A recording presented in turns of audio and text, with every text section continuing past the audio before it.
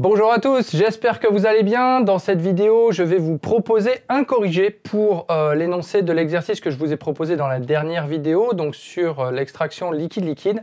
Et ce corrigé devrait nous permettre de répondre à la question que tout le monde se pose. La vidéo suivante s'appuie-t-elle ou non sur des bases scientifiques solides? You put on the water, you wash it, you rinse, you rinse. 3 times. You smell? It smells like a flower. Est-il réellement légitime de suggérer de rincer 3 fois son linge? C'est ce que nous allons voir maintenant. Alors, dans l'énoncé de l'exercice, je vous proposais d'effectuer des lavages successifs de façon à voir ce que cela donnait sur l'extraction du paracétamol dans l'eau par l'octanol. Donc, on va reprendre les éléments de l'énoncé. On avait, comme je vous l'ai indiqué au départ, une quantité de solution initiale qui correspondait au mélange de 10 kg d'eau et de 100 g de paracétamol.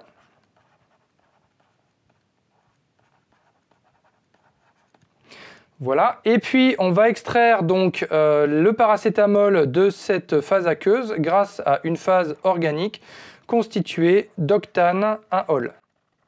Alors les portions qu'on va utiliser pour le lavage, ces lavages successifs, sont de 100 g chacune.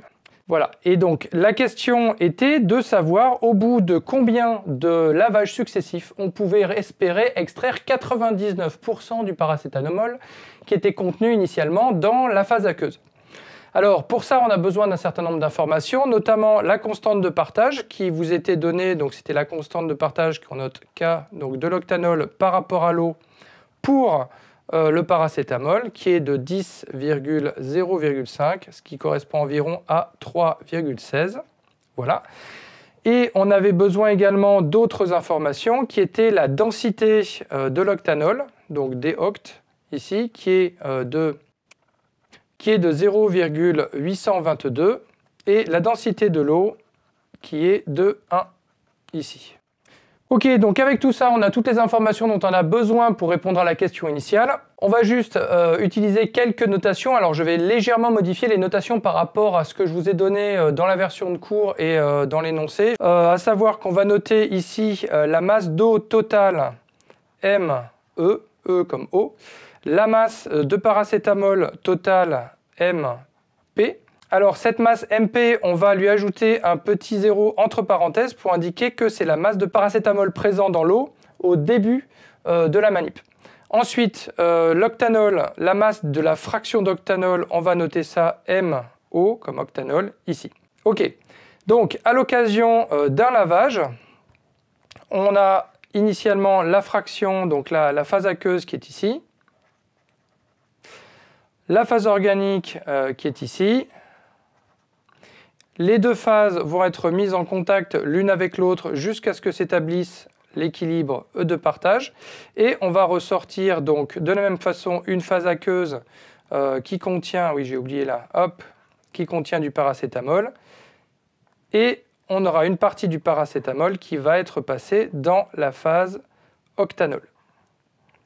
Donc la question est de savoir combien de paracétamol est passé dans la phase octanol, ou plus précisément ici, puisqu'on va essayer d'éliminer 99% du paracétamol qui se trouve dans la phase aqueuse. Nous, ce qui va nous intéresser ici, c'est de savoir combien de paracétamol reste encore dans la phase aqueuse. Donc pour ça, je vais reprendre en fait la formule que l'on avait établie dans le cours.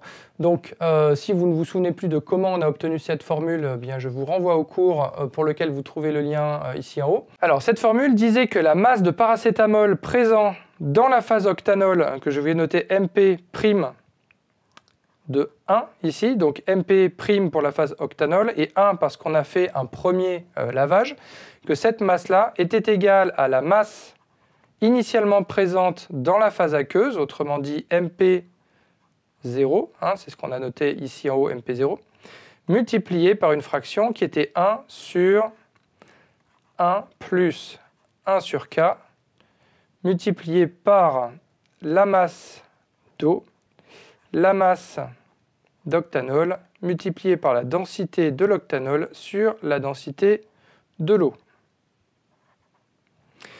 Voilà, donc ça c'était la formule qu'on avait, établie dans le cours. Alors, sur la base de cette formule, on peut également connaître la masse de paracétamol présente dans l'eau après le premier lavage, donc je vais noter ici MP1. Alors, bon, on ne va pas faire le calcul complet directement, c'est strictement le même calcul que ce qu'on a fait la dernière fois en cours, et vous pouvez également le retrouver en écrivant que MP1, eh bien, c'est simplement la masse totale de paracétamol présent à l'étape précédente, donc dans la phase aqueuse ici avant lavage, moins la quantité de paracétamol MP'1 qui a été extraite et qui se trouve à présent dans la phase organique. Donc si vous faites ce calcul, je vous laisse faire le détail par vous-même, vous trouvez le résultat suivant, à savoir qu'ici on a MP0, autrement dit la quantité de paracétamol présent dans la phase aqueuse initialement, multiplié par un facteur qui ressemble beaucoup à celui qu'on a en dessous, qui est 1 plus K MO sur ME DE, alors DE, ouais, sur DO, alors j'ai noté oct et O ici. Voilà, donc ça ressemble beaucoup à la formule qu'on a juste en dessous, simplement on a inversé la partie qui se trouve à droite dans le dénominateur. Voilà, donc c'est cette formule-là qu'on va ici utiliser pour observer ce qui se passe au fur et à mesure que l'on lave la phase aqueuse avec des phases organiques d'octanol. Bien, donc j'ai reporté ici sur cette nouvelle page la formule que je vous ai donnée juste avant. Et ce que l'on va faire, c'est qu'on va exprimer en fait la valeur numérique de cette partie-là, autrement dit ce grand coefficient. Donc je vais noter ce grand coefficient ici, Q.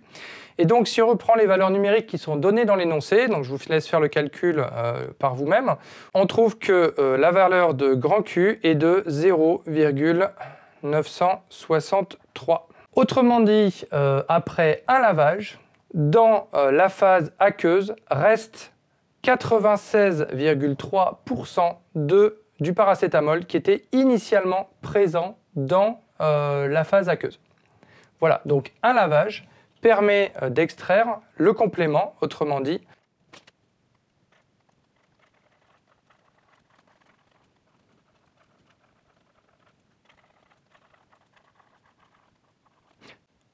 dit, donc, un lavage permet d'extraire 3,7% du paracétamol présent dans la phase aqueuse initialement. Alors, imaginons à présent qu'on fasse 2 lavages successifs. Eh bien, en fait, on va très facilement pouvoir obtenir la valeur de ce qui reste dans la phase aqueuse au bout du 2e lavage. En effet, on voit ici que la masse de ce qui reste dans la phase aqueuse après un lavage a été obtenue en multipliant ce qu'il y avait initialement dans la phase aqueuse par le coefficient Q.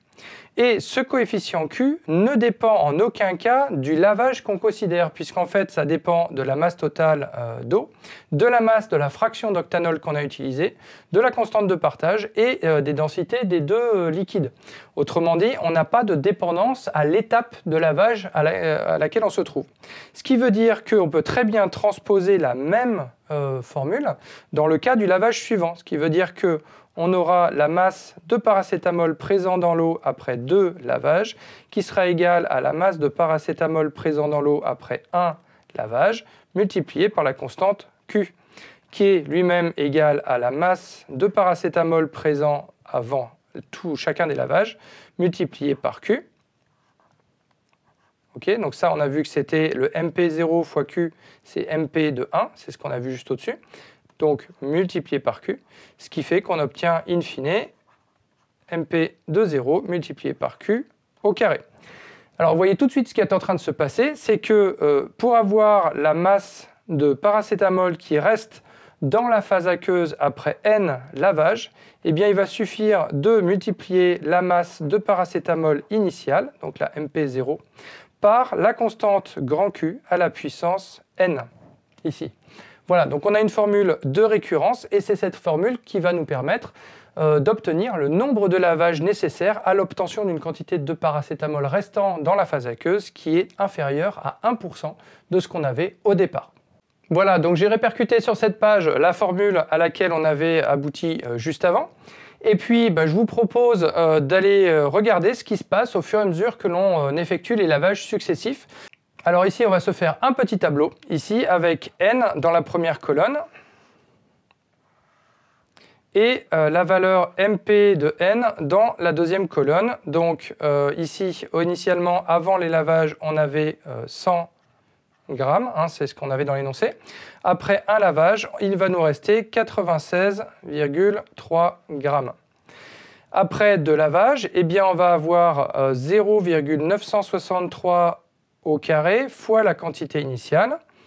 Donc, je vais pour ça sortir la petite calculatrice. Donc, il nous suffit pour ça de faire le calcul. 0,963 multiplié par 0,963, ce qui nous fait 0,927. Autrement dit, il nous reste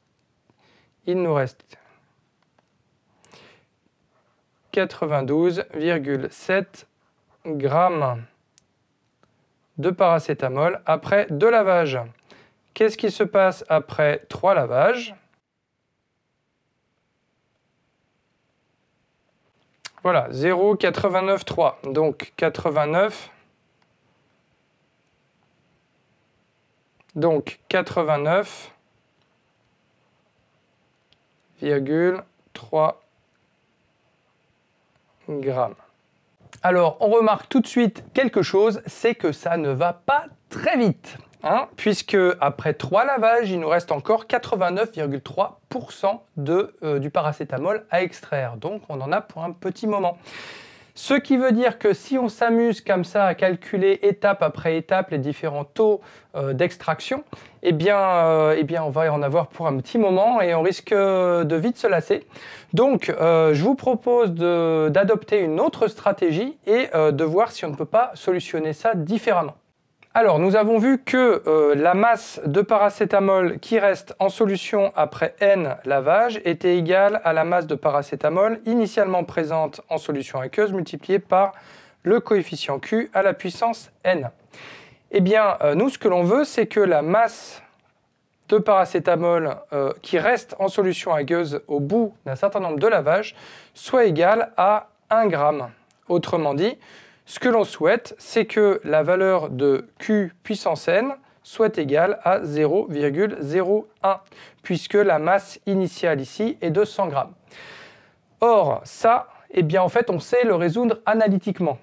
C'est très simple, en fait, on va passer à une échelle logarithmique. Donc, ce que je vous propose, c'est de prendre le logarithme décimal. Ça nous permettra de simplifier un petit peu quelques petites choses.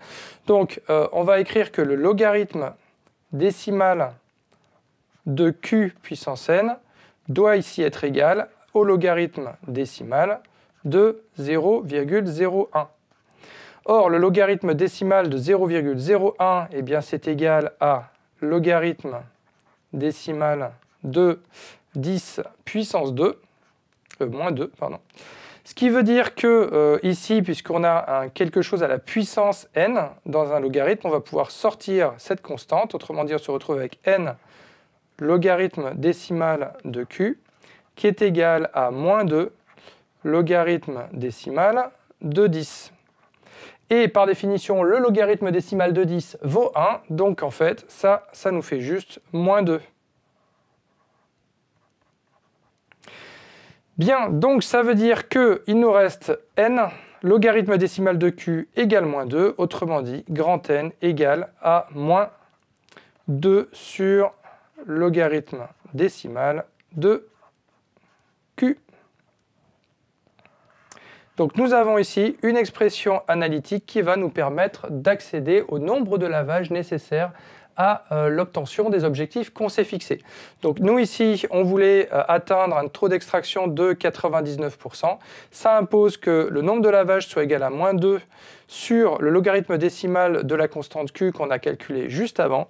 Et si on fait l'application numérique, on s'aperçoit que n vaut alors 121,99 lavages, autrement dit, pour que le nombre de lavages soit effectivement permettent effectivement d'atteindre l'objectif fixé, eh bien il va nous falloir en réalité 122 lavages.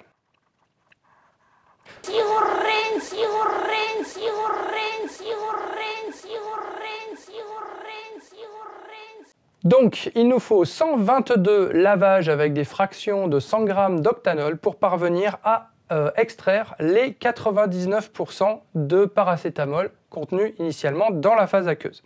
Voilà, donc on a répondu à la première question. La deuxième question était de savoir si ça valait le coup de se casser la tête à faire 122 lavages successifs plutôt que de faire un seul lavage avec l'équivalent des 122 fractions qu'on a ainsi utilisées.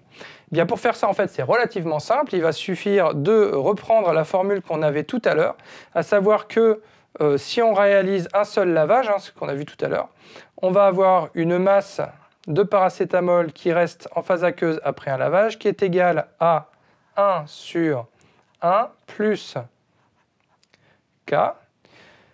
La masse d'octanol, alors cette fois-ci, si on considère une masse d'octanol totale qui est égale à la masse d'octanol de l'ensemble de tous les lavages, on va avoir N fois M0, donc MO, pardon, donc N fois la masse d'octanol de la fraction, sur ME, fois donc la densité de l'eau sur la densité de l'octanol. C'est la même formule que tout à l'heure, simplement on a modifié la taille ou la masse d'octanol qu'on a initialement dans la fraction pour le premier lavage. Ici on a pris une masse totale qui est égale à la somme des masses de toutes les fractions utilisées pour les lavages successifs. Et si on fait ça, eh bien on s'aperçoit en fait que, et il me manque la masse ici, MP0, et si on fait ça, eh bien on s'aperçoit que il va nous rester en fait ici 17, donc 17,6 grammes. Autrement dit, en faisant un seul lavage avec la totalité du volume d'octanol utilisé pour les 122 lavages successifs, eh bien, on a une extraction de seulement 86,4 grammes du paracétamol contre 99 grammes dans le cas où on fait les lavages successifs. Donc, on voit ici apparaître, je vais juste noter...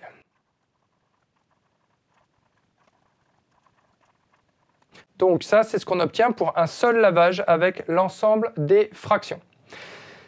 Très bien, alors voilà, donc on voit tout de suite apparaître l'avantage de faire des lavages successifs, en fait, c'est que ça nous permet d'obtenir un meilleur taux d'extraction que ce que l'on a si on fait un seul unique lavage avec la même quantité de liquide d'extraction.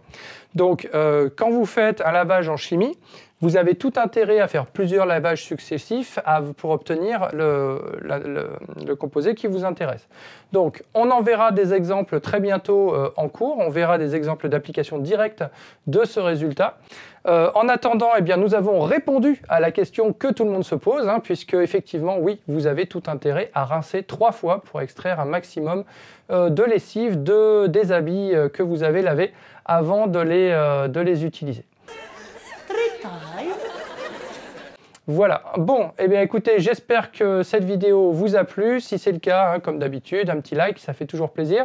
Et puis, on se retrouve très bientôt pour la deuxième partie de cours sur l'extraction liquide-liquide. Ciao!